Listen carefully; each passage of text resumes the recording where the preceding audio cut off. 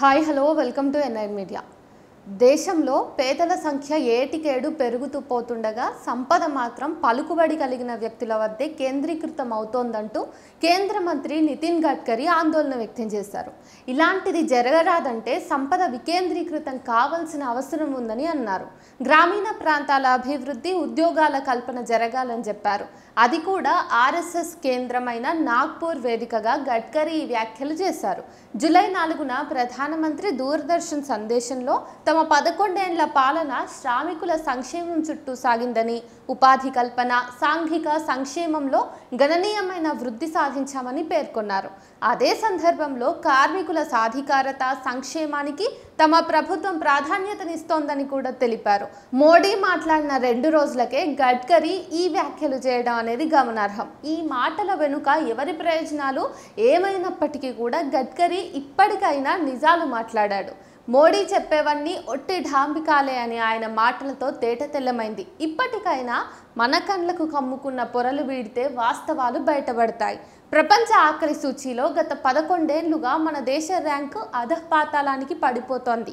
నేడు దేశంలో ప్రజల పరిస్థితి అన్న వస్త్రాలు అడిగితే ఉన్న వస్త్రాలు పోయినట్టుగా మారిపోయింది. 2014లో ఆకలి సూచీలో 55వ స్థానంలో ఉన్న మన దేశం 2024లో 105వ స్థానానికి దిగజారటం వాస్తవం. కుటుంబ ఆదాయాన్ని రోజుకు $3గా చూపే 2021 నాటి అంతర్జాతీయ దారిద్ర్య రేఖ కొలమానంగా చేసిన ముదింపు ఇది.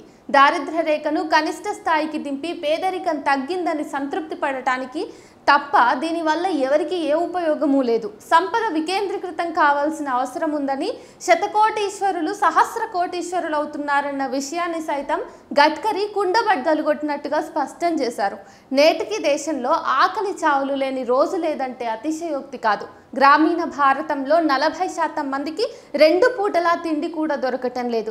ఆకలి, వాతావరణ మార్పులు, లింగాసమానత్వం ఈ మూడింటి మధ్య నేరుగా సంబంధం ఉన్నదని ఇప్పటికే ఎన్నో నివేదికలు మోదీ పాలనా వైఫల్యాలను ఎత్తి చూపాయి. ఈ భిన్న దృక్పథాల్లోని సత్యాన్ని గుర్తించి గౌరవించే గుణం వీరి ప్రభుత్వానికి లేనే లేదు. గత 11 ఏళ్లలో అటువంటి సుగుణాన్ని అలవర్చుకునే ప్రయత్నం ఏది ఏ కోశాన చేయలేదు వీళ్ళు. ఈ గణాంకాలన్నీ దేశంలో పెరుగుతున్న పేదరికానికి చిహ్నాలు. ప్రభుత్వ రంగ సంస్థలను, ప్రకృతి వనరులను మోదీ ప్రభుత్వం కారు చౌకగా వీరికి ధారాదత్తం చేస్తోంది. ఫలితంగా దేశంలో శతకోటీశ్వరులు సంఖ్య అంతకంతకు పెరగటం వీరి ప్రభుత్వ కార్పొరేట్ అనుకూల విధానాలకు నిదర్శనం. ఒకవైపు మోడీ మాది సుభిక్ష పాలన అంటూ డంకా బజాయిస్తుంటే, మరోవైపు ఆయన క్యాబినెట్ సహచరుడు మాత్రం పెరుగుతున్న పేదరికంపై యుద్ధం చేయాలని అంటున్నారు. తలసరి ఆదాయంలో మనం చాలా వెనుకబడి ఉన్నామన్నది వాస్తవం. సంపద పంపిణీలో అంతరాలు మరింత పెరగటం ఆందోళనకరం కూడా. ఆర్థిక అసమానతలు అంతకంతకు విస్తరిస్తున్నాయి. జనాభాలో ఓ పెద్ద భాగం ఇప్పటికీ దారిద్ర్య రేఖకు దిగువన నివసిస్తోంది.